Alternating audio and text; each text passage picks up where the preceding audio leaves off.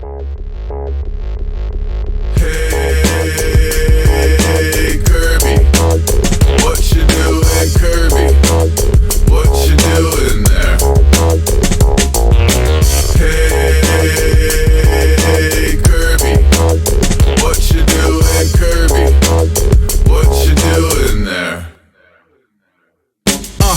Hobgoblin, shots of hops rogered. Vaccine queen deemed church socks hostage. 9 weeks awesome, hides in a slipper. Look in her eye like she might be a wizard. Cold met a cat lady in a parking lot. She got the heroes of tomorrow in a cardboard box. And probably hoarding 40 more in the corners of Fort Knox. Swap 20 on a spot and cop the warlock. Back at the haunt, found God in the hamper. Briefs on her head, playing walking with a panther. Good around misery and golden era samplers. Jeopardy and wheel at the heels of her handlers. That was Aesop Rock with Kirby. And Gary and I had said that we're going to start using Aesop's jams more often on the podcast because he's a wordsmith and he's amazing. So this is the Hate70 podcast. My name is Gary Finn. No, I'm not. I'm Stephanie Finn, and I'm going to be talking for Gary Finn today because he had a crisis. Most of you know he's a crisis therapist, and unfortunately he's on call this week, so he had to leave. But I do want to remind you of a few important things that he is very excited about. And he's got some shows coming up in Jonesboro, Arkansas, July 1st with Power Play and Spit Truth from Miami. Des Fogg, our friends, they'll be there as well with IATC. He's really excited about it. So make sure that you go. You got to go. It's got to happen. And then again, on July 20th is the Metal Fest in Jonesboro, Arkansas. There are flyers all over the internet. And if you don't have one, you need one. And if you are coming, bring a friend. And if you're not coming, you should go because it's cool. Okay, so we have the Hate70 podcast on Spotify, YouTube, Instagram. I think we're on Twitter, but nobody cares. Yeah, just check us out. Also, you can email us at hate70, spell it out, gmail.com. You can send us with any of your requests, thoughts, desires, concerns, whatever you would like to say. Just say potty words with the asterisks. Okay, so again, here we are. We're going to invite on to our show today, reluctantly. Understandable. Was that a funny joke? Yeah. I'm joking. The incredible, the most accident-prone, That. lovely and amazing, wonderful son-in-law of mine, Ace Turner. Okay. Claps. All that's true. No, I'm kidding. You know, it was really hard for me to keep my mouth shut during the intro. No, I'm glad you didn't. There's just... No. You want to talk. No, I don't know. No, it's okay. You have a nice... That's how I am. Yeah.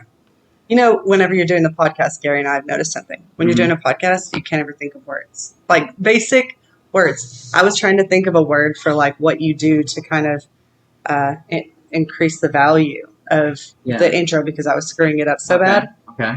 And all I could think of was a company because we're having trouble with our accompaniment with the phone. And the word is not that. Enhance. You enhance the intro. Look, we're talking about too many words. You know, actually, you really lucked out getting to be the one doing the podcast because I brought something special. Oh no. Yeah. Don't do that. It's got to go to Gary. Well, we can do it again. I wouldn't mind doing this again. Yeah, we're going to have to do it again because I'll probably screw everything up and this probably won't get any views. 2 mug root beers. Mug root beers. And I just so happen to have a cup of ice in it as well. So that happens to work out perfectly. You had to be the I think you're the first guest, and so now obviously the best guest. Well, yeah. Because mug that brought a gift. And it's mug root beer. It is mug root beer. Yeah.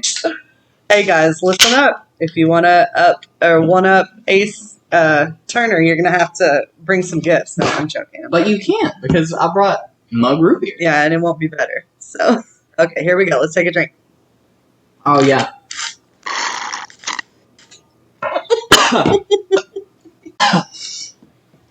Oh, Boy. man, it was good stuff. It goes down hard. Oh, my gosh. We have no idea what we're going to be doing today. I do have Gary's notes here, though. So, okay, so this is the Hate 7 podcast. A lot of it is from the history of the music scene, hardcore scene in this kind of Northeast Arkansas area. But you come from a different music scene, right? You're very gifted. And I try. I appreciate it. You're gifted. I mean, you can sing, you can play guitar, you can play the bass. You do a lot of things. So just kind of tell the audience a little bit about yourself, since you're not necessarily, you're young and you wouldn't kind of be aligned with a lot of people that do listen to the podcast. Yeah. So I just play some fiddle on guitar every once in a while, play around with it a little bit. My dad asked me when I was the ripe age of 9 years old. He's like, "Son, I've seen you playing a lot of Guitar Hero. You want to try the real thing?" And I'm like, "I'd rather just play video games, Dad." No. I was like, "Yeah, who doesn't want a guitar when they're 9? Yeah. I want to be just like Slash." I don't know.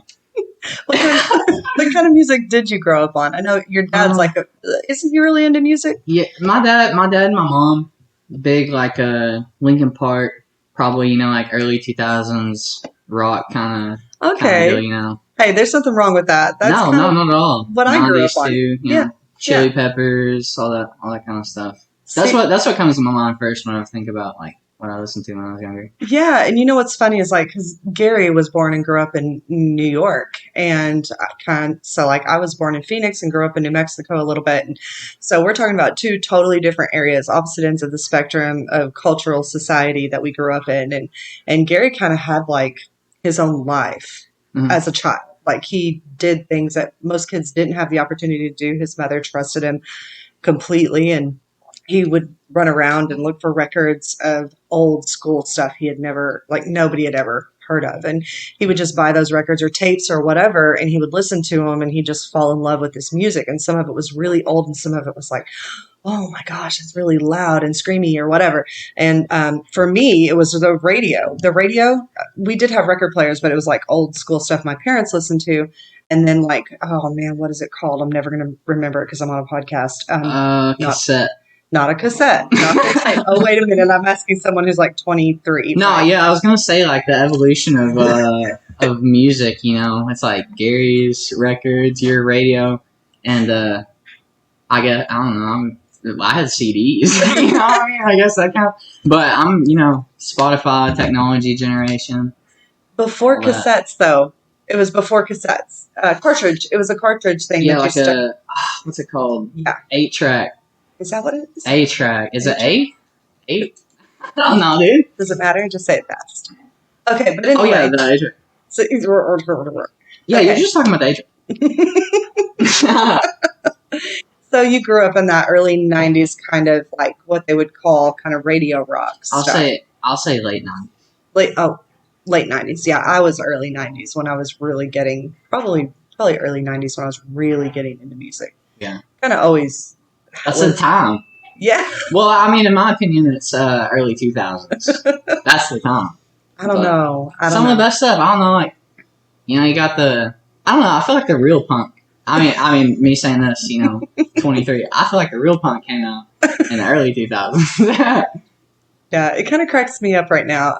I'm not going to do things I shouldn't do on this podcast. Gary would kill me for, but it cracks me up right now because it's the perfect time to do it. The punk has always been against the man. I hung out with punk kids, hated things like government or whatever, right? Yeah. And that's what being a punk was about, is about being a rebel, not being like everybody else, not, and here's the thing. I'm not saying we should hate the government, but I definitely think we should hate evil or things that are evil. So the point is now it's the punk is all about the man. But anyway, we don't have to go too deep into that, but I don't think it's real punk.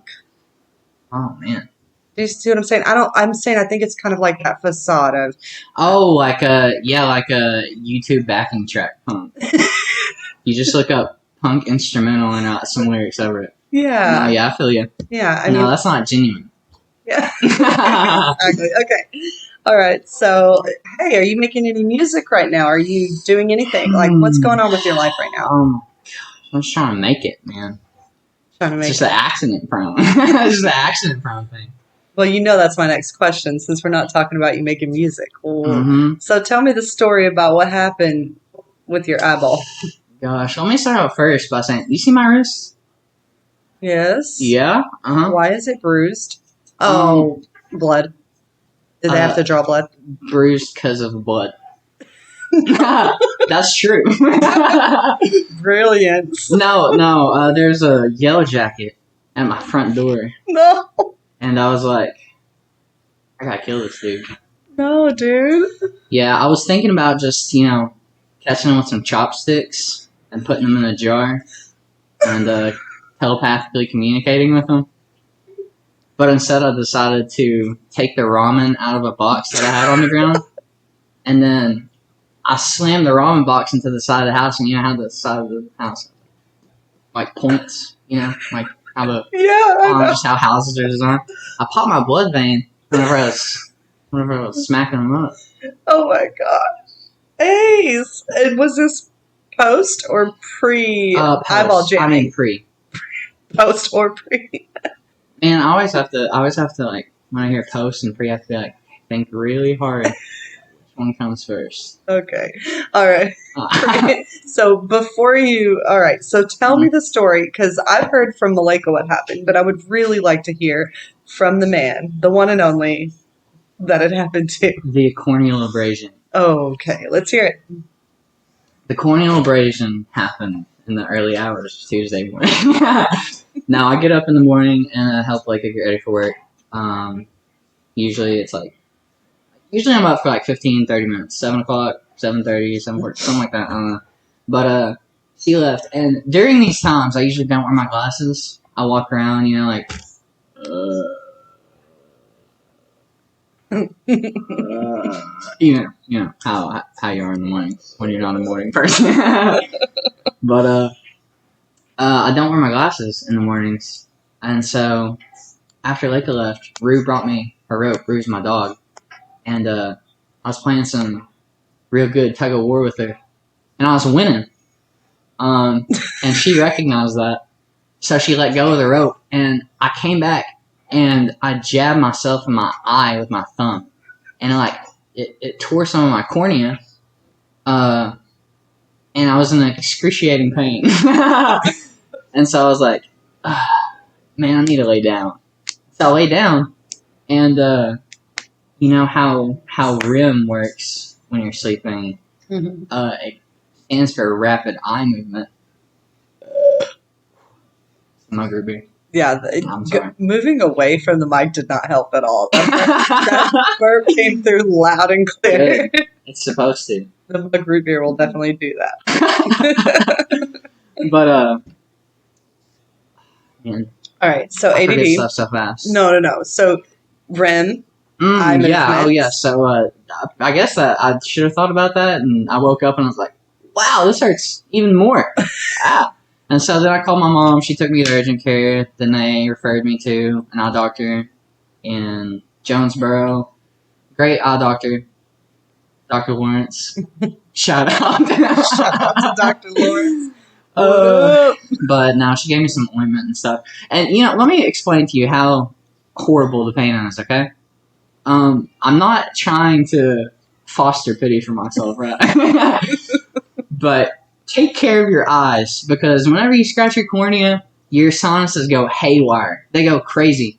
And my nose was running, my eye was running, just about every orifice was running. No, just I'm like, wait. Just the ones above the neck. Wait, I know a lot of orifices. I know orifices. Just the ones above the neck. But, oh yeah. So they make these eye drops. They're like the miracle eye drops, right? Mm-hmm. That relieve the pain. And they last for about 15 minutes. And you can only use them like twice a day because they'll burn your eyeball out. Yeah, but I'm saying it hurts so bad that the miracle drug for it lasts 15 minutes. That's what I'm trying to say. That sucks. Yeah, it's awful. That is, come on. I mean, what year is this? We don't have something. Seriously, that's what I thought. I was thinking about just asking him to take it out. Shoot. Give me a new one. It'd be cool wearing an eye patch all the time. Yeah. Carrying a curved sword. And we were so excited because we just assumed that you would have an eye patch, and apparently that's old school. We don't practice it's old school. That sucks. But I did realize that I should have gotten one anyway because just the light sensitivity has been so bad. Yeah.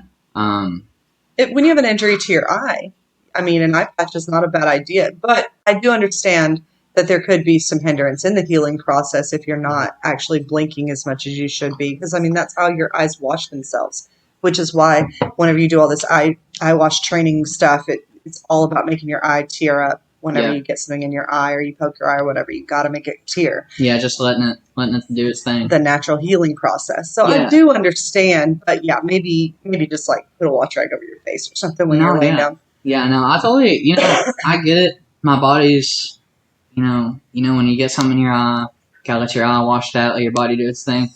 But I did not enjoy letting my body do its thing because I got a little scratch on my eye and it's making my head go nuts. You know what I'm saying? That's not fair. That's not fair. And Malika said that you have like a severe headache. Oh, it's horrible. Yeah. But I do notice like you still have a little bit maybe of a puffiness or like your eye kind of wanting to not be open as wide. Squinty. Yeah, it's kind of squinty. Thank you. We need you on the podcast every day because we can never. No, but the squintiness could be kind of involuntary, protecting it from the light or whatever. It could just be from the injury. And no, I'm not doing it on purpose. Well, no, I know you're not doing it on purpose. I'm just playing. But a goofball. I will say though, it's been a great week. Other than that, got to take a day off. Got some inspiration for an idea that I've had for a while, actually. Okay, let's hear about it. So there's this idea I had it's probably a couple years ago. I wanted to do like this comic called Chinchilla. Okay. About this chinchilla that just has this horrible, awful stuff happen to him. But he's just like really laid back and chill, And so 2 days ago at 4 a.m, I was having trouble sleeping, and I'd been thinking about it, and I'm like, I came up with this concept. I was thinking, my chinchilla, he was gonna have a corneal abrasion of his own, and what he is gonna do is after he gets, scratches his eye, goes to the doctor. The doctor tells him to rest his eye. He keeps his eye closed, He realizes that he can focus a lot better with just one eye. And so he leans into that, and he starts calling himself the Oracle, because he starts doing, like, tarot readings or, like, prophecy or something like that. And it just coincidentally all turns out to be correct. And so he, like, has this psychotic episode where he thinks he's the Oracle. And so I've been working on drawing that. I started that up. Oh, Lord. I gotta mention, I forgot to mention this earlier. He's looking fresh with the Teddy Fresh. He's got the Teddy Fresh hat on. He's got the Teddy Fresh shirt on. You got anything else Teddy Fresh? Are your pants Teddy Fresh? The thong that I'm wearing happens to be Teddy Fresh as well. It's some awesome designers. I'm just gonna have to trust you on that one. Now look, see. Now, cool people, Teddy Fresh. Shout out to them, I guess. Yeah. Since 2017, started it. The YouTubers I've been watching for a long time. Started clothing line in 2017. Named after their son Theodore. Good stuff, ethically sourced. Not that that's something that I'm always like thinking about, because I'm an American. But it's cool every once in a while, like, oh, these clothes are ethically sourced. That's awesome. That's awesome. I spared a few. We did eat McDonald's this morning. Yeah, yeah. I try. I try, and I think about it a lot, right? I think about, okay. So let's talk about my son, Israel Finn. He's probably in there playing video games with his headphones on, so he won't have anything to say about it, so it's perfect timing. Right. So what do you think about this? You're going to have to talk to him about it. Mm-hmm. So he's big into what he calls football boots. Football boots? Which in American language is soccer cleats. Oh, okay. Okay, so he's always wanting a new pair, and they're expensive and whatever, but a lot of times he'll pay for them himself or whatever. I'll buy him his first pair, but I'm not buying you 12 pairs a season. Yeah. Because they're freaking expensive. That's understandable. Yeah. Okay. Well, now he does like legitimate research to find out what's the best boot, like which one has the softest padding or the best turn, like at the ankle. That's my boy. It's good, right? I'm glad he's doing it. Yeah. He's also a little impulsive, so if he sees someone say this is a good thing, he'll be like, I gotta have it. I mean, this literally just issues I have. So I mean, I literally would be like, "Are you Ace?" No, I'm joking. Sweetheart. But I mean, I was impulsive. I was like probably through early 20s, very impulsive about like, man, that's so cool, you know. And when I say impulsive, I'm not even meaning that as a negative connotation. I'm just meaning like I would get really stoked about things easily and really excited and want to dig in, right? Yeah, when I was working at Hayes, we got new shopping carts, and I was so excited for like an entire week. Just super positive boost to my mood. Just shopping carts. That's concerning and amazing because anything can literally just make you feel amazing. But hopefully the opposite end of the spectrum is not true, that anything can just like drop your mood. But sometimes I feel like I've gotten better about that. I feel like naturally that's, you know, what kind of happens whenever it evens out. Yeah. It does for sure. But anyway, so he was all up in this Nike jazz forever about these football boots. Yeah. Forever. Nike, because whatever. And you know, it is what it is. Nike's from China. China has child slavery, but they don't pay people anything. Whatever. Yeah, I know nothing about Nike, but. Well, so he's like talking about how it's more ethical to buy from Japan, but he loved Nike until he didn't love Nike. Yeah. And so now I'm going to say this word wrong. I actually think I had some brands of this when I was younger, but it's called like Mizuno or something from Japan. Uh-huh. And it's a kangaroo boot. Like it's made out of kangaroo? Like kangaroo leather. Oh, okay. But Gary goes... kangaroo leather is made out of kangaroo, right? Out of their skin. Okay. Yeah. I was making sure. I don't know if it was like a faux thing. No, it's real. But, I mean, I was like, I don't know. Because, like, a kangaroo's a kangaroo. Mm-hmm. The more I thought about it, I'm like, I like cows, too. I like all these things that we eat and wear on our bodies or whatever. But because we don't have kangaroo farms, per se, so much in the United States, we have some. I actually have one. I have two mamas and one Joey.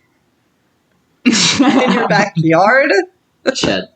That's ethical. Well, they get hot. But I don't know. So I'm thinking about it, right? I'm like, I don't like that. But then Gary literally pulls his belt and he's like, this is leather. Yeah. You know, so yeah, he's whatever. Like, this is actually a dog. My belt's made of a dog. But the other thing is, it's like I go, well, we eat cows, right? Mm-hmm. And you can actually not, if you choose to, you can choose to use every aspect of the cow. If you kill the cow, you eat it, you can use the leather. What can you do with its tail? I'm sure. No, I mean, people Cat do. Toy.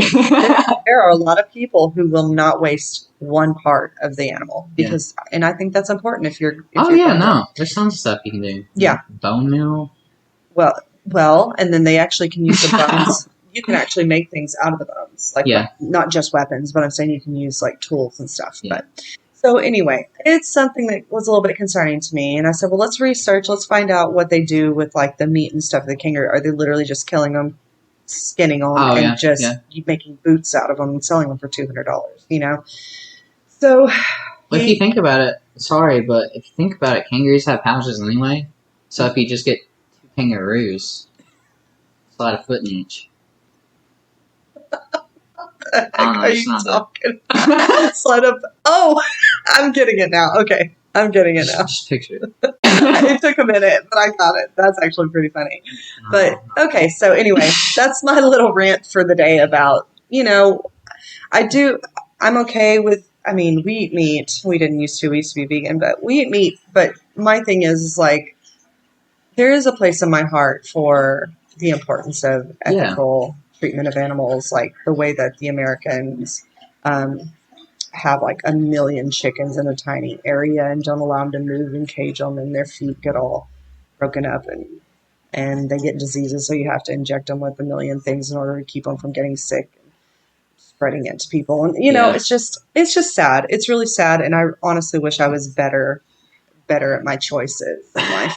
Yeah, there's a lot that goes into making decisions like that, but really, I mean, you know, there's two sides of it. There's one side that's like, you know, a dog's a lot smarter than a fish, you know, so we shouldn't eat dogs, you know.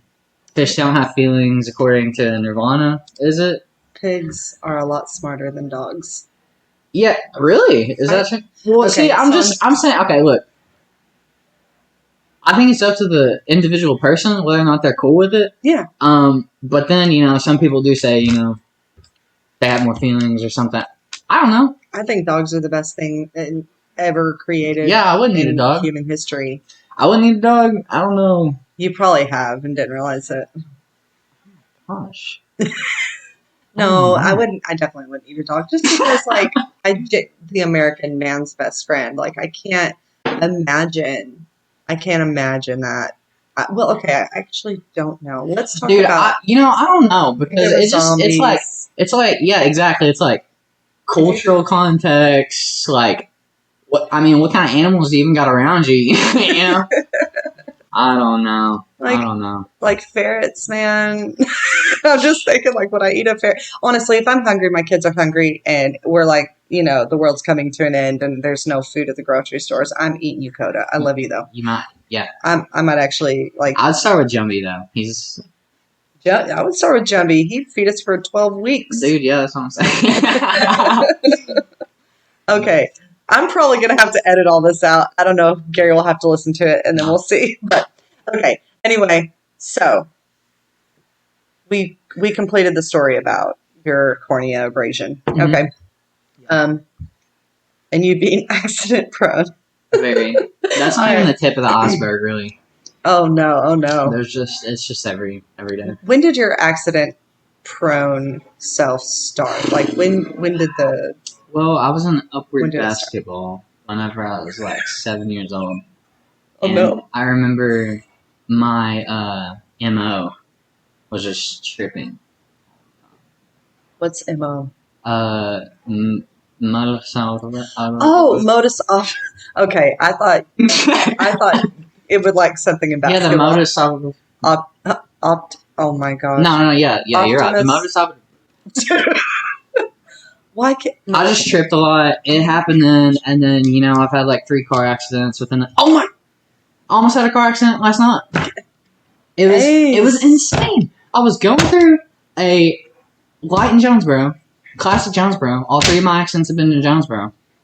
None of them my fault. Like, look up the police reports, all right? Look up the police reports. It's not my fault. I know it's not your fault, but babe, like, for real. I know. But last night I was going through this light, and there's this red truck that was just zooming. Mm-hmm. And then they started turning, like, right. You know, they were to my right, so they were turning right. And I was going straight in the right lane. So, you know, merging. And I had to slam my brakes, and I laid on the horn, and I you know, just that whole deal with it. I think Malika said you're the reason why, like, driving is terrifying to her. Because, yeah. You could have died. No, I could have died several times. No. I mean, the first accident, my brain was bleeding. Yeah, right before your wedding. I don't even remember it. I don't even remember the accident itself. Was that in May? Yeah, like May 30th or something. It was literally 5 days before. Wow. Yeah. 5 days before the wedding? Yeah. I don't know, dude. Something like that, yeah. I was still on gabapentin and all that. I was like, ooh, I do!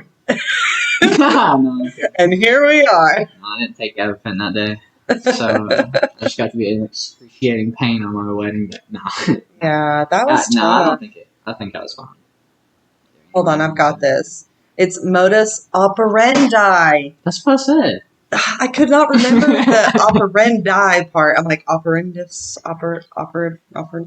It's Latin. Operation. It's Latin for mode of operating. Like, your MO was tripping.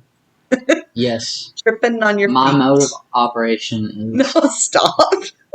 prone. You got any dad jokes for us? Dad jokes, man, I don't know. All my jokes are really situational. I want to start doing comedy though. Oh, you could do that. You could do that. Okay, so listen, I'm probably more than ever in my life, I listen to a lot of different comedians. Yeah. And the reason why I do it is because I used to kind of just engulf and consume any kind of time that I had listening to podcasts or videos, any screen time that I had. I was just consuming myself with negative stuff, like whether it was politics or just stuff in the news, stuff in the news or whatever. Happens on Facebook a lot. Well, Gary is, as he's always been, Facebook, as he's always been really good at not judging you, but he'll be like, babe, that's a lot of negativity. No, that's very admirable. Maybe that's stressing you out a little bit, Yeah. And it was. And so he started, I don't do the gram. I don't do Instagram. I don't care about it. I don't really care about any social media. I honestly hate it. Yeah, no, I don't really use it except Facebook. Yeah. And the only reason I use Facebook is for a lot of the different things that we do, business and whatnot. Okay. Yeah, I mean, I'll probably tell you, yeah, I use Facebook to keep up with family. But really, I like making fun of people with my wife sometimes too, It's good for that. And if it brings you joy, it brings you joy. Okay. But I just hate social media. I would love to just not have it in my life. Oh yeah. It would honestly. And I don't consider YouTube social media because it is what it is. You just go look for what you want to look for. Oh yeah, no. YouTube. Now you can do the commenting and stuff. Exactly. So I started listening to more comedians because Gary kept sending me. He insisted I had Instagram because he would send me these things through text and I couldn't pull them up right, or it would want to send me to the wrong Instagram video or whatever. And it's just hilarious stuff. It's people hurting themselves or comedians or just people doing dumb things. And that is funny. Yeah. And so I started listening to more comedians because a lot of times he would send me comedian stuff too, just little 10-second excerpts.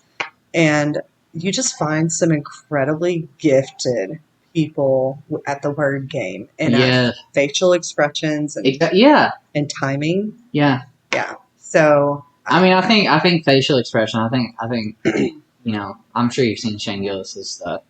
I think he's at the top of the game with facial expressions. Shane Gillis, he makes you laugh so hard your cheeks hurt, and on the same breath, he can make you cringe to the point where you go, oh, and you look around does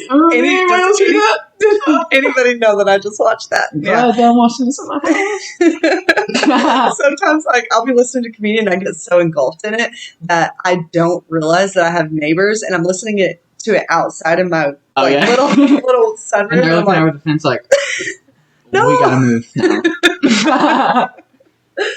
So, yeah. Long story short, you need a headset whenever you're listening to certain comedians. True. Yeah, I don't know.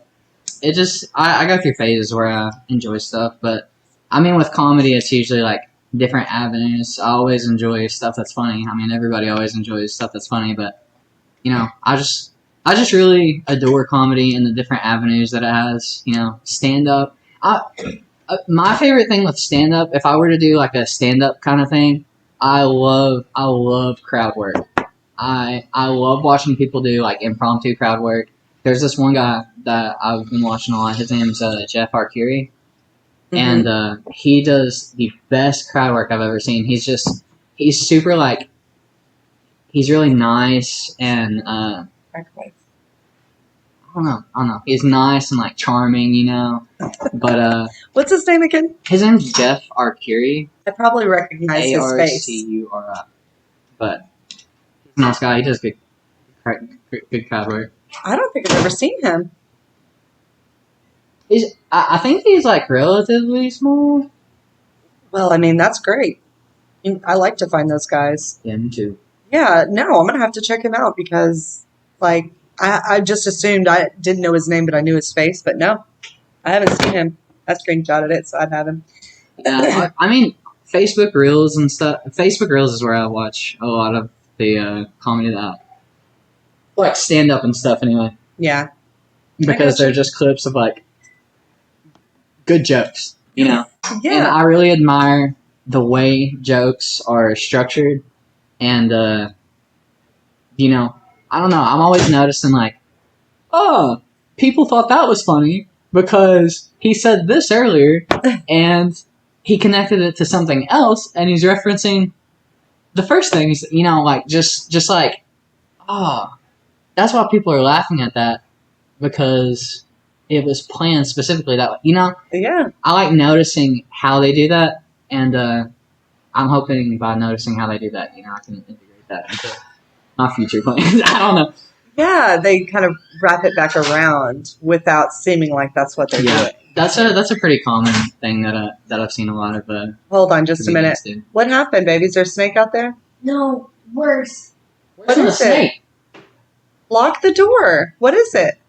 I walked out there and looked to that corner. Massive tarantula. Oh my gosh. Massive. Like, I don't think. Is it still there? Let's pause it. Yeah, in my. Oh yeah. Okay, so basically we had to pause for a minute because Eleanor thought there was a tarantula on the porch, but it was a massive bird. Nor mistake the spider for a bird. No.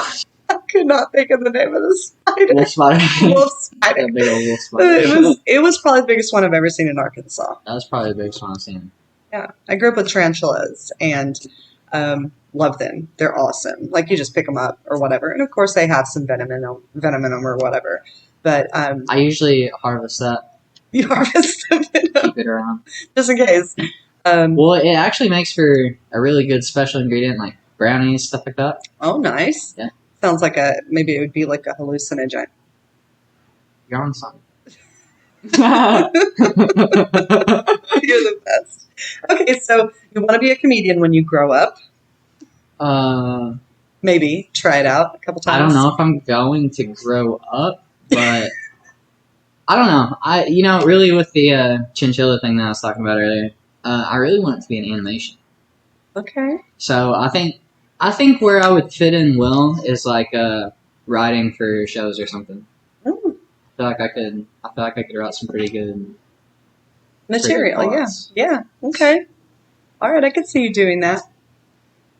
So when you go to big boy school, no, you don't even have to go to school. But like the best way to I would not go to school to do that. No, you shouldn't have to and wouldn't have to. But you do have to have a portfolio. So get going, write it up, and let's do this. Yeah. Now I drew the first page at 4 a.m. And I think I'm confident in kind of. I at least have been thinking about the persona, like the persona of Chin, Chinchilla, for a couple years. See, he's my friend. So His name's Chin. I know him well. He's just a chill chinchilla, and I think it makes more sense to call him Chin instead of Chilla. And I wanted to stick with chinchilla, just simplify it. I actually really like that, but I'm going to sound so stupid if they're not. But I thought they were indigenous. Maybe? I don't know. I really don't know. We need to look that up because it's important. Okay, let's forget about it. All right. So what have you been listening to lately? Oh, man. That's Gary's famous question. What have you been listening to? I'm lately? really excited to talk about this actually because I've been in my house all week and I actually like sleeping and stuff. I've just been sleeping a lot and I actually haven't really been listening to a whole lot. But before that, I was just loving Post Malone's playlist on Spotify. Okay. His playlist. Yes. Okay. He has his own playlist. Stuff that I guess he's listening to. Right. And he's just got a bunch of stuff that I already like on there. He's got some Coulter Wall, some he's got some good country on there. He's got some Coulter Wall, some Tyler Childers, the country artists that I like and that Malika likes. We're not too big on a lot of pop country. Yeah, I don't like what pop I'll country call at all. But it's also got a lot of hip hop on there, and that's my forte. Well, I've been. You didn't know though. You didn't know I was going to tell you to spit some rhymes off the top of your dome for the podcast. That's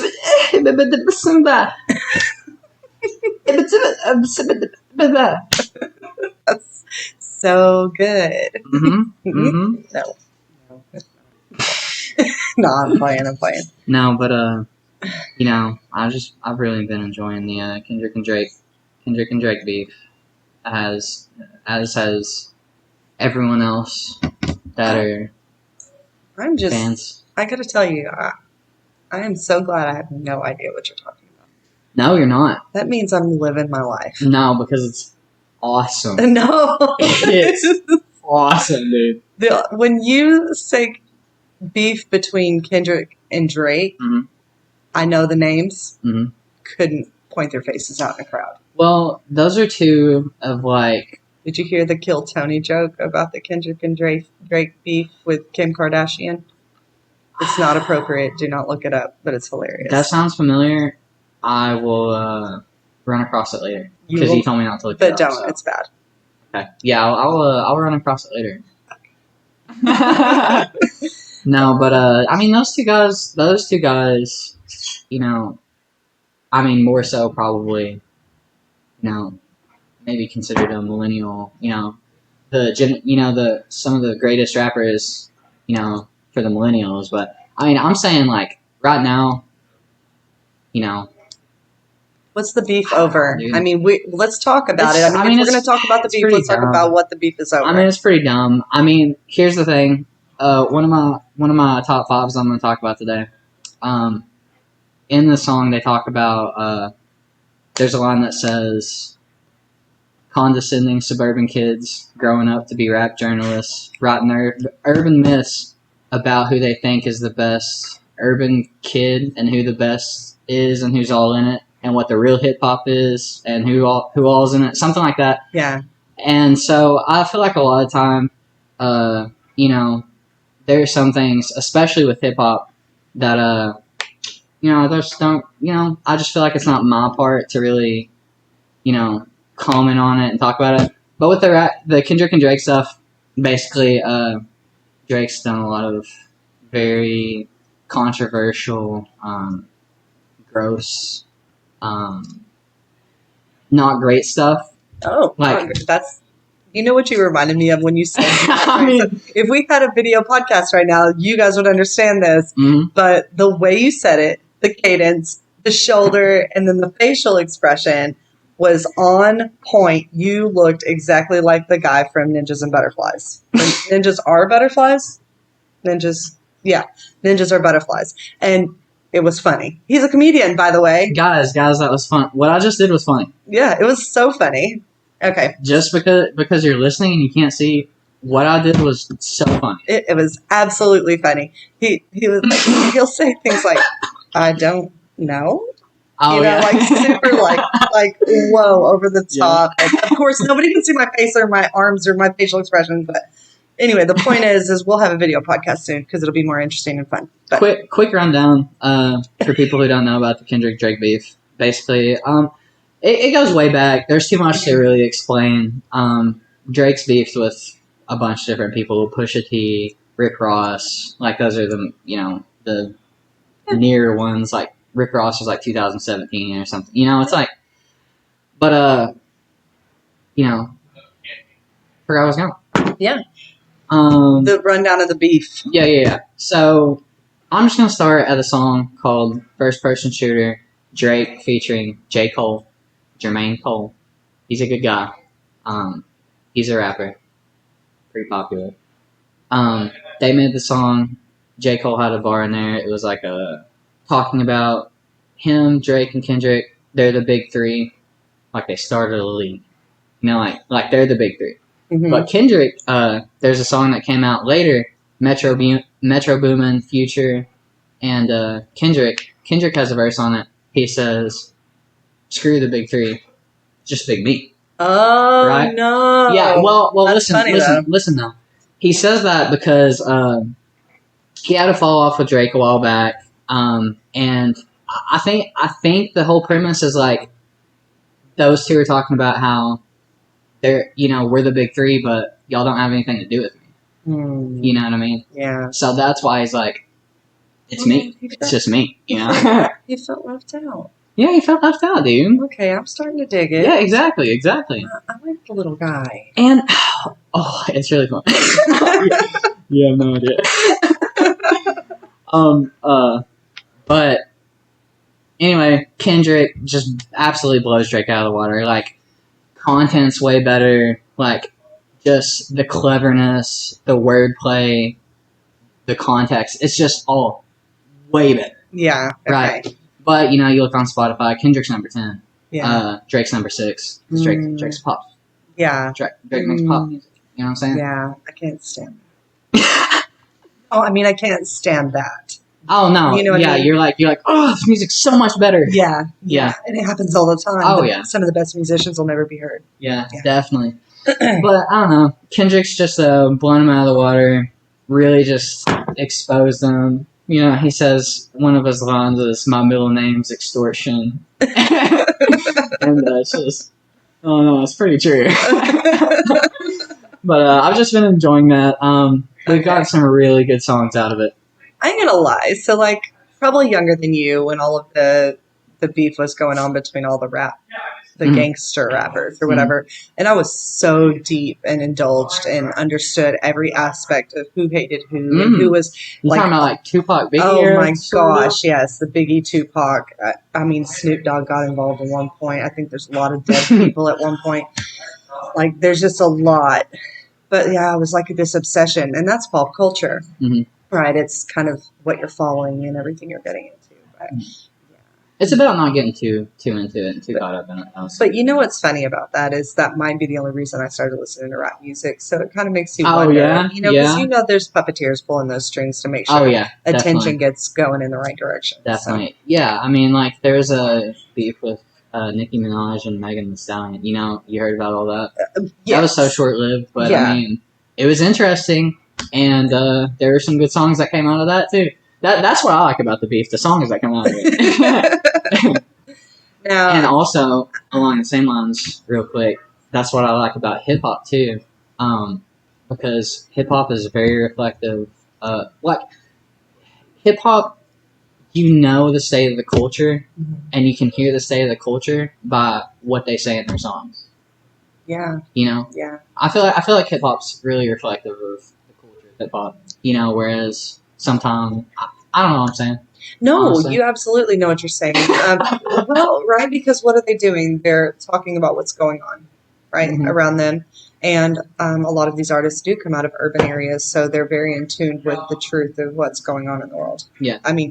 At least their perspective of what's going on, right? Very, very broad perspectives. Yeah. Those areas. Yeah.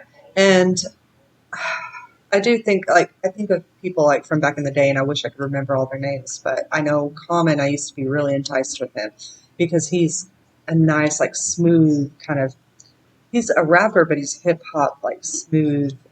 He's a wordsmith. He can make words say things they don't mean or mean things they don't say. I don't know. I really like those incredibly gifted wordsmiths, people that can. What's funny is when Nerd came out, I was so impressed with the lyrics from Nerd. Yeah. And sometimes even when things are simple, they're brilliant. And I think it just depends. I don't know. I think it just depends on really if you can listen to that style. But also, I think if you've ever listened to slam poetry, there's some slam poetry that is so articulately intelligent that it's not as good and it doesn't hit as hard. Yeah, true. But then some of it, the cadence and the simplicity of it is what makes it brilliant. Yeah. So definitely. And I work at group homes, and have clients in and out. There was one client that I had, and we did a lot of music together. Yeah. And that's when I started really getting into producing hip hop beats. Yeah. But granted, I'm not trying to be I'm a hip hop producer. But just something fun that I was playing around with. You just learn that some of the best beats are just so simple. Yeah. And you can do too much, right? You can definitely do too much. Speaking of hip hop beats, do you have anything you can send me? Probably. Yeah. If you have something good to send me, I'll put it on the podcast. Yeah, and then you can play it play it now, and then I can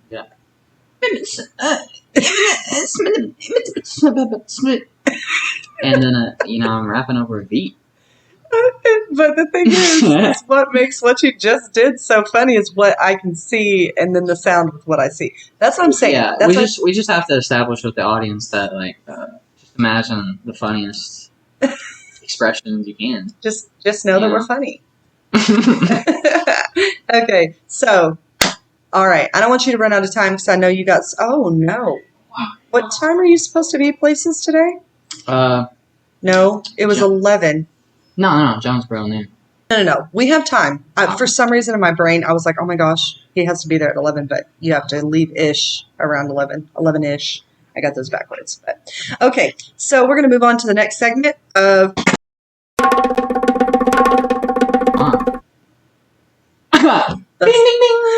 This segment is Top 5 on the Fly. So I'm going to let you go... No? Should I go first or should you go first? I don't care. Oh, man, this Should is hard. Should we flip a coin? Since you're the guest, Mm-hmm. I'm going to let you go last. Okay.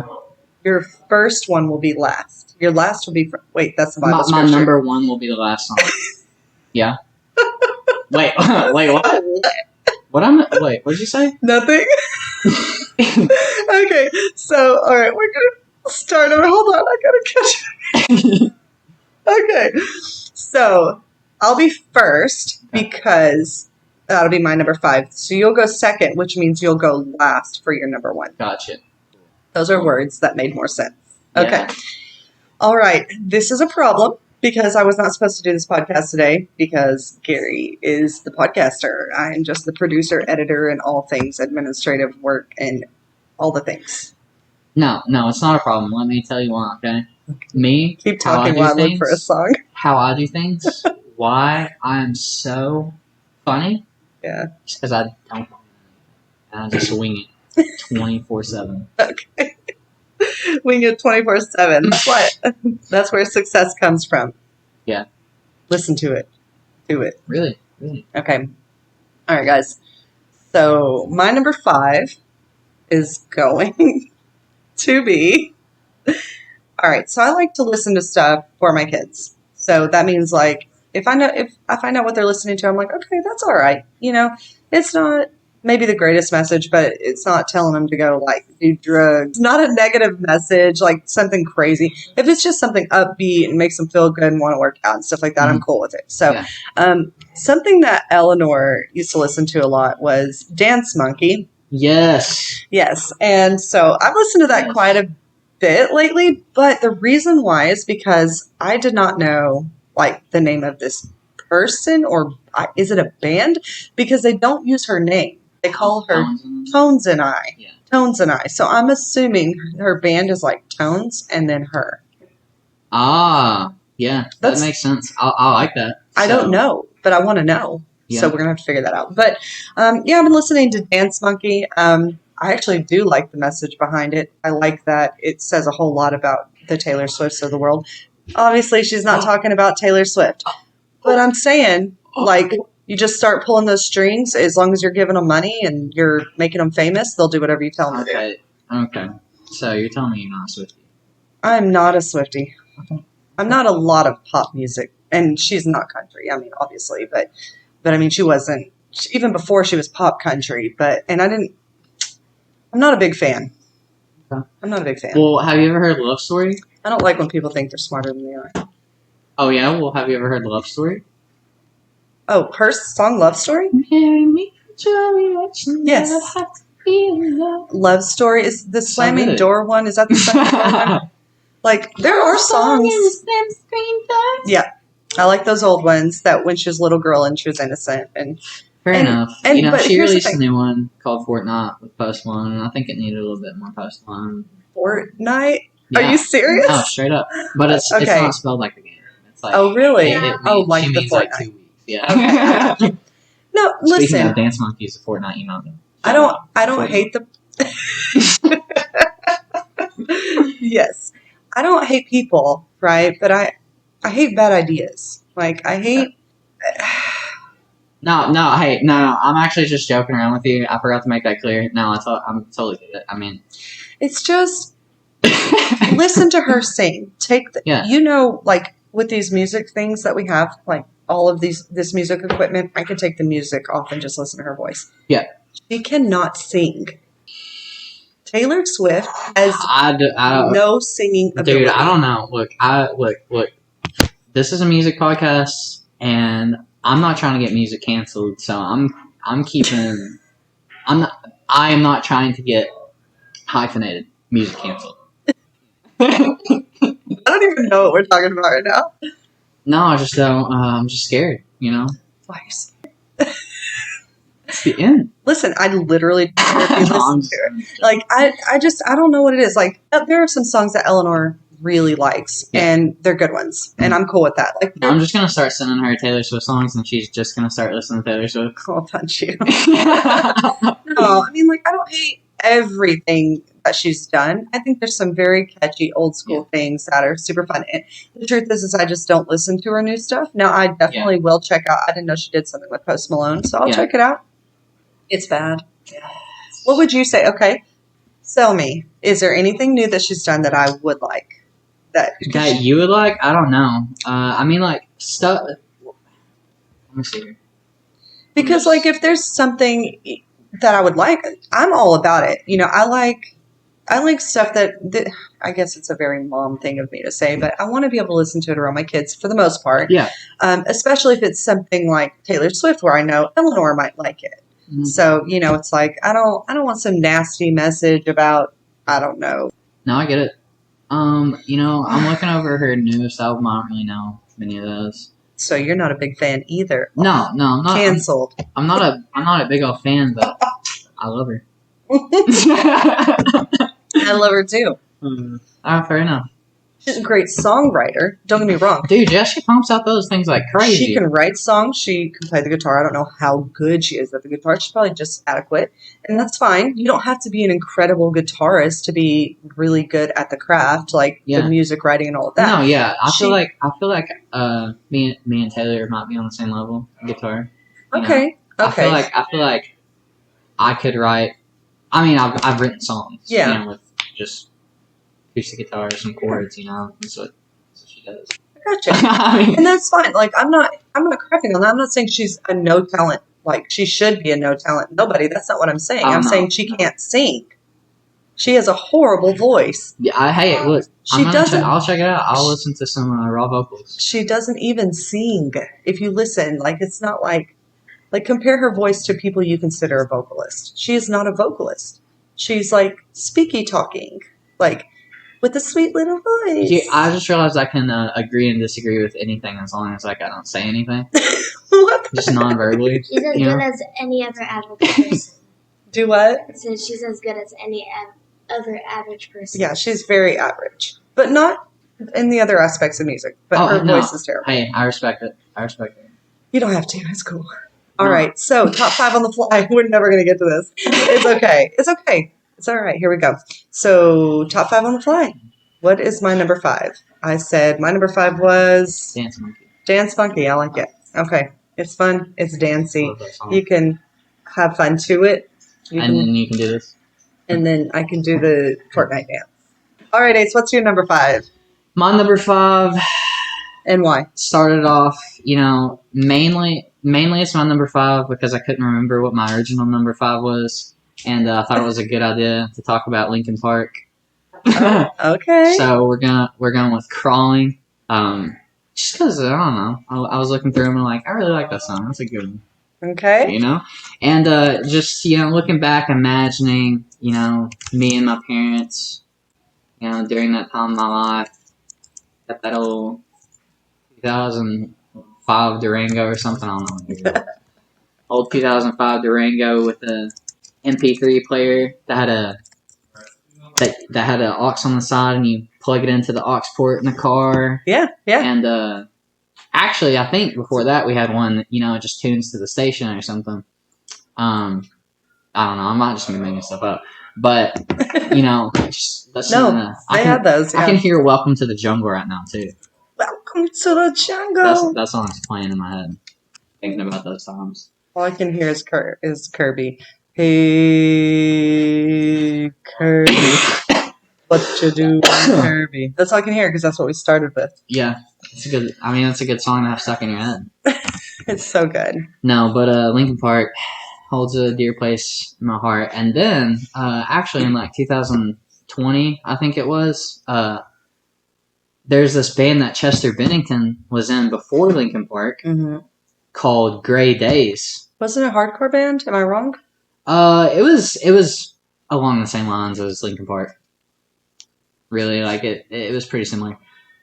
Which is cool because in 2020 they released an album with Grey Day stuff with Chester Bennington's vocals. No, they didn't. Yes, they did. No, they didn't. Yeah, and I got an exclusive vinyl. That they're only like 2,000 of or something. No way. You selling it? 5 million. Hey, if you sell it for $5 million, give me 10% because you said it on this podcast.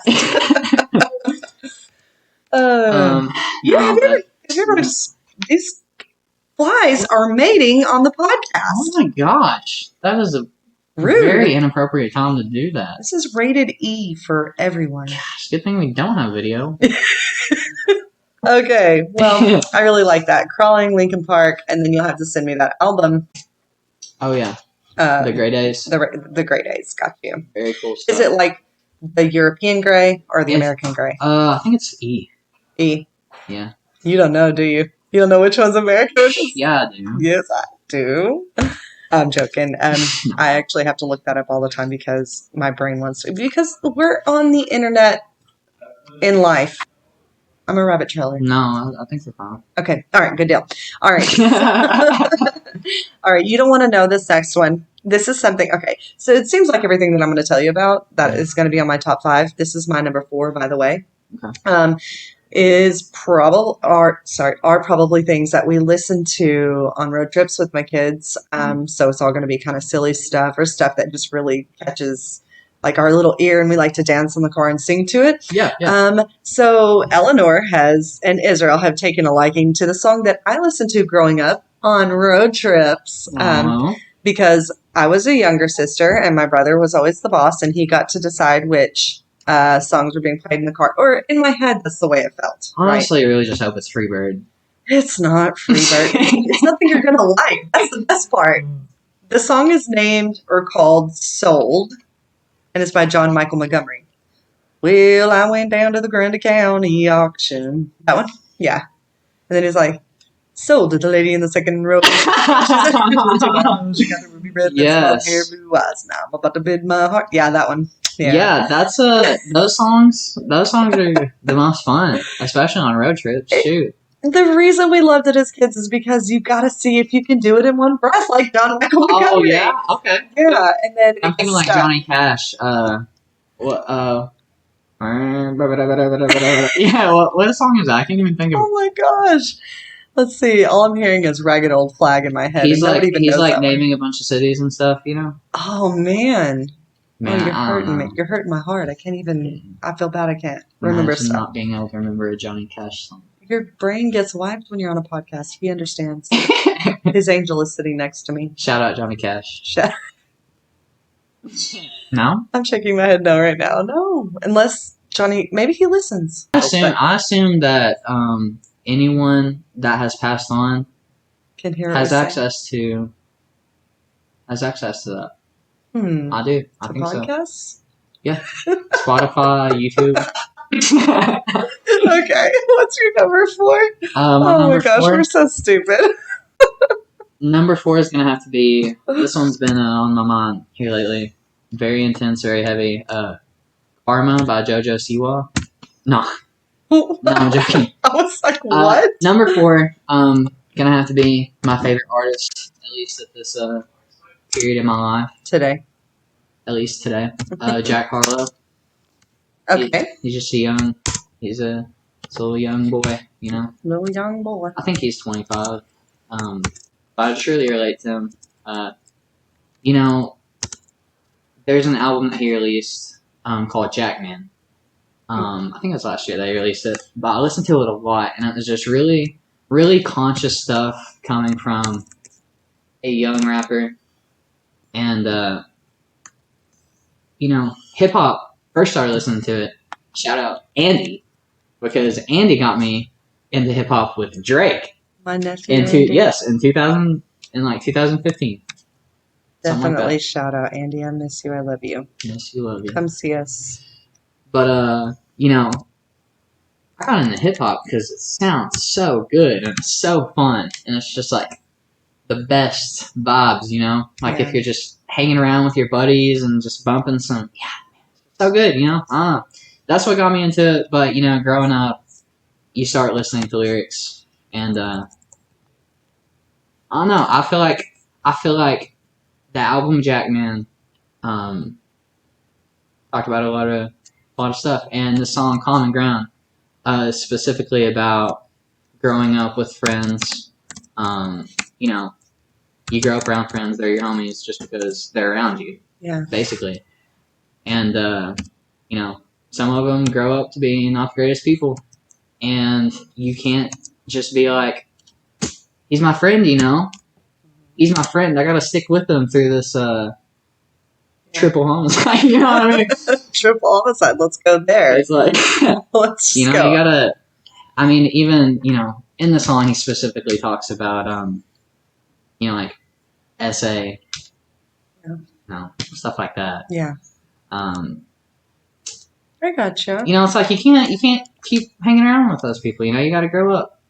Sometimes you grow out of old friends. Yeah, I think so. I think you are kind of you're stuck where you're stuck, and sometimes it's a good thing.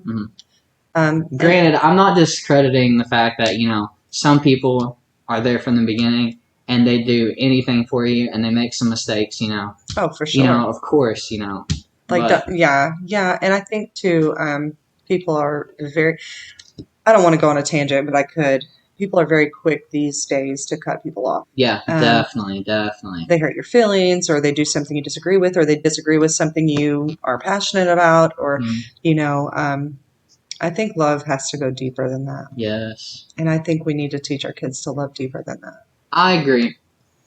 Kendrick has a bar, in Not Like Us, that says, hurt your feelings, you don't want to work with me anymore, okay. And I feel like that's very relevant. I'm going to loop that so much to end this podcast. Oh. Dude, What have I done? This is going to be the greatest thing ever. That in the Grundy County. I saw something I just hated hanging.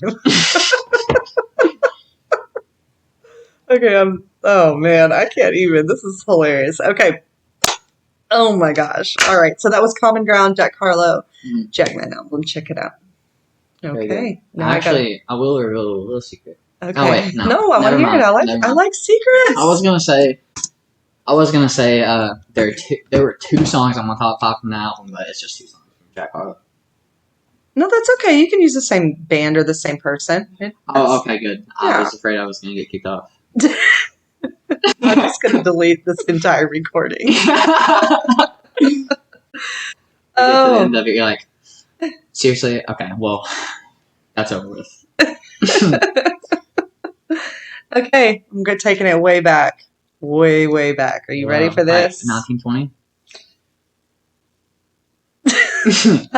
I literally just went brain dead. It took like 3 seconds for me to register what you said. We have to leave here immediately and get you to the hospital because that was not supposed to happen. It came back. Regularly. It came back alive. Hey, if you want to miss it. I might be saying this word wrong, but I love this song. Mm-hmm. I will be definitely using it on this podcast. And please tell me if I'm saying it wrong. It's a different language. Mm-hmm. It's a pretty famous song. Blitzkrieg Bop. I think that's how you say it. By the Ramones. Nice. Very nice. I'm going to tell you, I don't know why I love that song. Maybe it's because it's the freaking Ramones. Yeah. I can't give you a history. I've looked it up. Still don't remember what it means. I've looked it up. Blitzkrieg was a German military tactic. Is that right? Mm-hmm. Okay. Yeah, that sounds right. But the song. Sometimes it doesn't matter. Yeah. Like you True. you just listen to something and you go, yes, I vibe with the song. I am vibing. Mm-hmm. Yeah. And then you try to show it to your wife, and she's like, "That's really stupid. You should listen to that."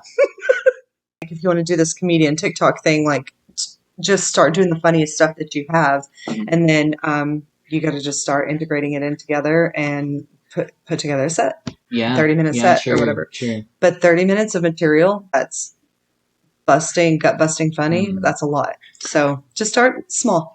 Yeah, I hate to admit it. I'm a big old TikTok hater, but it's pretty useful nowadays for creative. I don't do TikTok. As you know, I don't do social media. Yeah. Gary started a TikTok specifically for like his band and whatever. Yeah.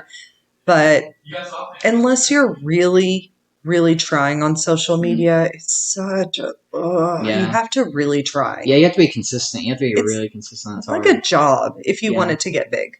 Yeah, and that's one of the challenges always for me is I'm just not a consistent person.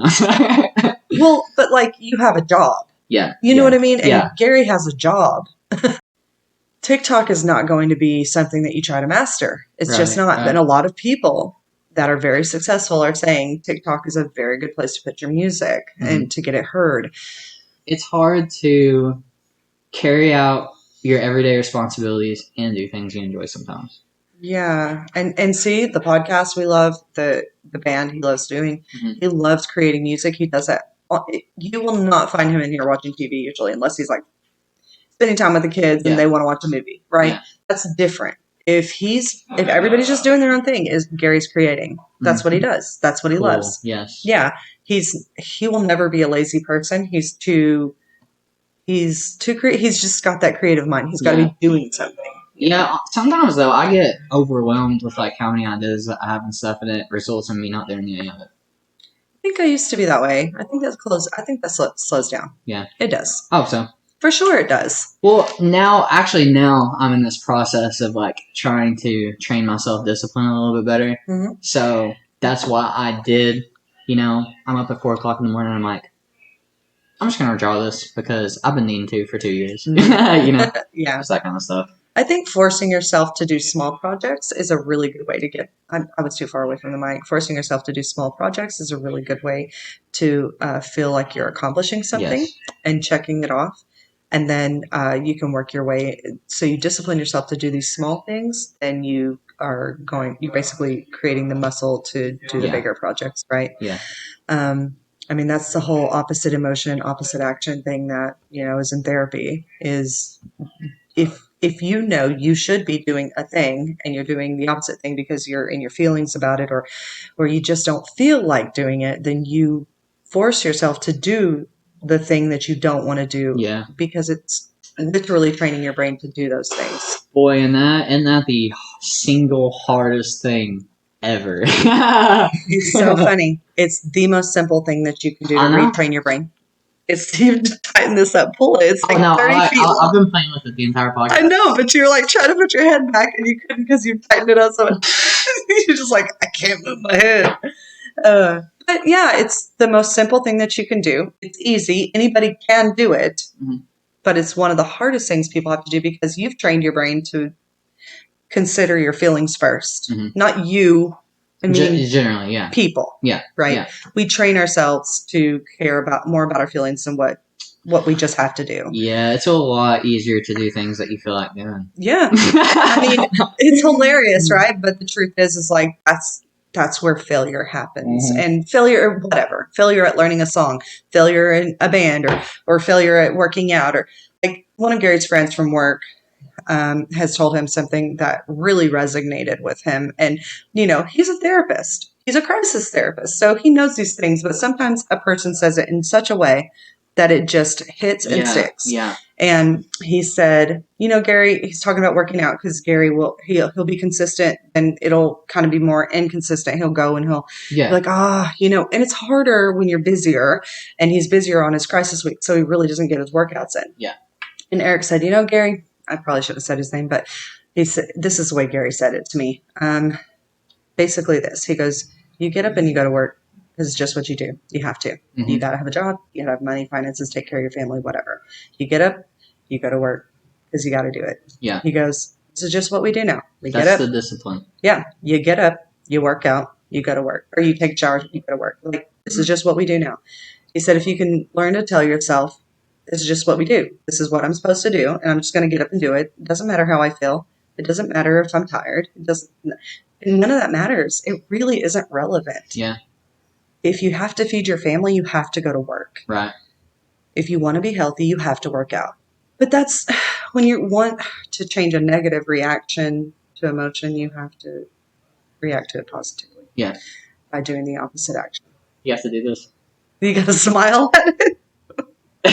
He's smiling at me. Okay. All right. Is it my turn? Or is it your turn? I think it's your turn. And I'm on number 3. All right. Am I? Wait a minute. Is that right? Yeah. Number 3. Ready? And I'm going to say these are in no particular order. They're honestly just songs that I like, that I kind of go to when I want and just enjoy it with my family. Yeah. You guys ready for this? Okay. Eurythmics. Sweet dreams are made of these.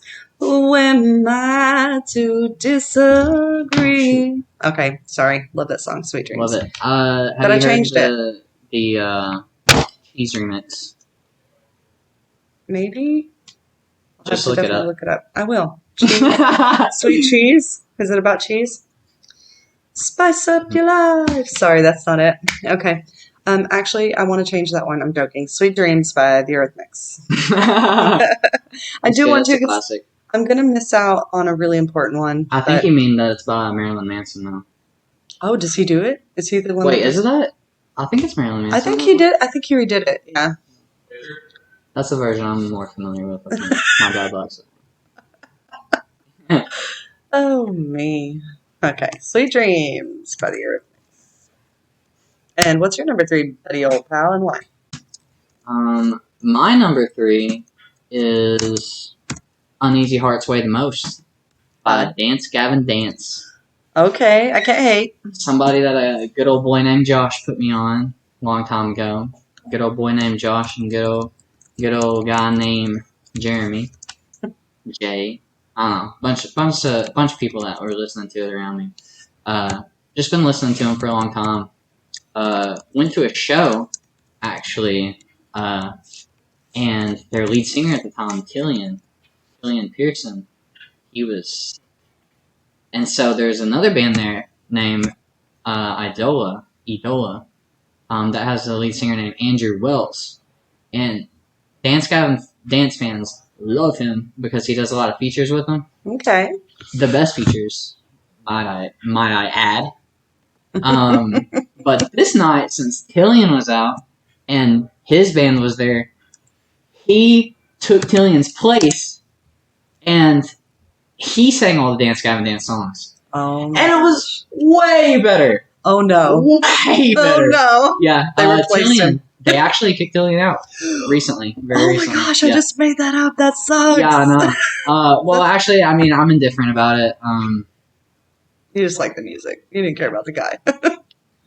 That makes my heart break. He's really egotistical and like, I don't know, a lot of people have a lot of complaints about him, but But hold on, let's back up for just a minute. Okay, did he write the songs? Yeah. Holy crap! They all write songs. They all write the songs though. They've had like 3 different vocalists. Okay. And so it's like, so it's not like he was really all that important. It's not like he was the band. Okay, I got you. It's not like the Michael Jackson of the band. Yeah. Okay. The band is I can't ever remember the drummer's name. But rough vocalist, his name's John Mess, and the guitarist Will Swan. They're really good. I'm probably missing out on like, I don't know if the bass has been with them the whole time. I don't know. I'm probably missing out on something. I'm not a Dance Gavin Dance expert. Yeah. But anyway, that song's good. It's actually an old vocalist. That's one of their older songs. His name's like Kurt, I think. Cobain. It was actually Kurt Cobain singing that song. No, but I have the worst laugh. My kids make fun of it all the time. No. That Israel does. Israel would go to make fun of my laugh because it has that like, I don't know, it's crazy. Yeah. Okay, so Dance Gavin Dance, and the song was called Uneasy Hearts Weigh the Most. Way the Most. Okay. Uneasy Hearts. I bet I know how that song goes. Way the most. Yes. I have so much editing to do. You know, I might have to skip my thing. No. I'll say. We're almost done. Okay. Okay. No, don't skip a thing. Well, I just don't want to be like cutting myself short too, because like I want to make sure that you guys get content.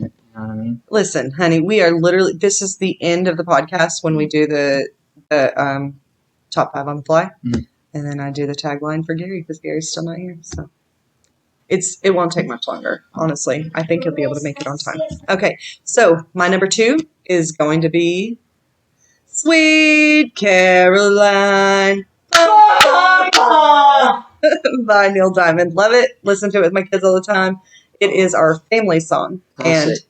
I have to go with Sweet Caroline. And the Paragould band plays it sometimes. Oh, really? Oh, yeah. I think I knew that. But yeah, we listen to it on trips, and it's actually the rules, and I make the kids participate. If they don't participate when I played it the first time, then we play it again until they participate, because I'm a psycho like that, and it's our family song. So we're going on a trip. You have to play your family song on a family trip. It's tradition. You have to. You have to. We're not breaking tradition because you're a grounded. teenager, Or you're grounded. and you're gonna walk to Florida. Yeah. All right, what's your number 2, bud? My number 2 is honestly okay. So this number 2 would be my number 1, except my number 1 always has to be my number 1 because of sentimental value. Oh, This song is called Rendezvous. It's the first album, the first track on Jack Harlow's album. That's what they all say. And it's just, man, it's just my life, man. okay. That's all I gotta say. I'm just gonna look at the lyrics and I'm like, oh, that's Ace's life. It's my life, man. Like, So it's by Jack Harlow. You said Rendezvous. yeah. You know what? When I hear the word rendezvous, you know what song I think of? What? Rendezvous when I'm through. Yeah. That's a good one. Rendezvous. But man, I'll just read some of it. Gotcha. It says, I became exactly what I wanted to. I became a millionaire at 22. Telling girls I love them and they love me too. I don't question if they mean it because I know they do. Started being me when I realized it was okay too. Middle school bumping Waka Flocka. Oh, let's do it. First album, I know it's just how it's gonna debut. Drag Theory, North Only, Rendezvous. That's where I'm, Oh. But it's just like, I don't know. It's the confidence. I feel like I've like confidence a lot, you know. So, Yeah. You know, the song. It's like I'm doing what I want, you know. Granted, you know, things don't always turn out how you expect them to, but I think that things go the way they're supposed to. I think that's a good way to look at it. Try to be confident in that. Mm-hmm.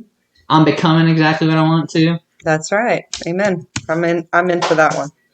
I like it. So I didn't know you were a millionaire, but I'm really proud of you. I am. I've been trying to keep it under wraps. I've been acting like I'm broke poor.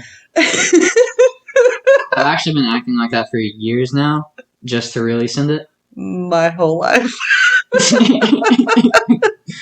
You are a very, very good actor. I'm playing with you. Oh my gosh, I love you, Ace. Okay. Now, I have to choose this as a number 1. It's not always my number 1. Okay. But I have to choose it as my number 1 because I did the family, Sweet Caroline, Neil Diamond. That's our family song. Well, was it your number 1 on your episode of the podcast? No, I didn't do a top 5 on the fly with Gary. Oh, you didn't? No, we Oh, did. okay. We did. Hey, so this, man, I didn't realize that. I didn't realize that. You know, this should have been as much your top 5 as it was mine. That's what it is. Okay, it's both good. of our 5s of the top. I just feel like I've been talking a lot more. I don't know. No, the guest is supposed to talk the most. Oh. Also, I'm just really bad. Like, 'cause you guys know all the details and the depth of the songs and stuff. Oh. I would be able to tell you the details and depths of the song when I was your age, but these songs aren't my favorite songs in the world. These songs are just songs that I listen to with my kids, and we really enjoy it, and they have a meaning to, like, for us. Okay. Actual favorite songs? change all the time. You know, I can tell you what my favorite song is. Mm-mm. I don't. Yeah. My favorite song actually probably haven't listened to it in like a year. I'm going to tell you, I've been saying green is my favorite color my entire life. People's like, how do you have a favorite color? How do you have a favorite song? Yeah. I just don't get it. Like, your moods change and what you want to listen to changes. Like, I love to watch certain comedy shows. Yeah. But there are times when I don't feel like it. Yeah. I love to listen to hip hop. I love to listen to rap. I love to listen to old country. Yeah. Like, Yeah. the list of the genres go on and on. The point is, I can listen to anything. There's maybe not a genre out there that I wouldn't listen to, and it just depends on how you're feeling that day. Is it going to hype you up if you need hyped up, or is it going to let you rest and chill for a little while? Yeah. You know, what do you need at the moment? Yes. So music, I don't know how you can have a favorite song. I don't. Right. But I do have a favorite song in the context of Sentiment, maybe. right for Gary and I, because I do not remember how this became our song. So Sweet Dreams, not Sweet Dreams. Whoops. Sweet Caroline is our family song. This, I think it became me and Gary's song because when we were either dating or right after we got married, he printed off the lyrics to the song. He knew I liked it. I've always liked this song. But he really liked the lyrics. And I think we were just having a conversation one day about how, like, you know, this is a cool song. Like, it's, goodness gracious, I can't get that on my junk junk out of my throat. The lyrics are cool, you know? It's basically saying, no matter what, I got you, basically. You're my favorite. I love you. Oh, I know what it is. Do you? Yes. You probably do, because it's not a secret. Yes, it's such a good song. But, so by the Proclaimers, is it the song you're thinking of? I don't know. I'm gonna be 500 miles. When I wake up, well, I know I'm gonna be the man who wakes up next to you. Anyway, No, I don't think that's not what you were thinking. But that is a good song as well. But that's always been our song. That's me and Gary's song. And he had the lyrics printed off on a piece of paper and put it in a frame for me whenever we first got married. And just always kind of been our song since then. So, so that's my number one. I love that. I'm gonna be 500 miles by the Proclaimers. You know, I shouldn't have thought I would. I thought it was like for some reason that song that was in my head was that "Hugging You" song because I heard you guys listen to that before. Oh my gosh, that's a newer one though. Yeah. But that's why I feel stupid because I'm like, wait, she's saying like this we've is been married for 17 years. Y'all been together for 17 years. Yep, our favorite song's always been this one that came out last year. Oh, that's amazing. Okay, I love you. All right, and your number one is, hold on, I know I've got a drum roll here somewhere. Is it this one? I don't know, but that works. I like it. Number one, here we go. Number one.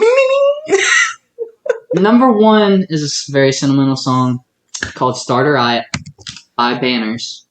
Mm-hmm. This song, I mean, it's just mine and Malika's song.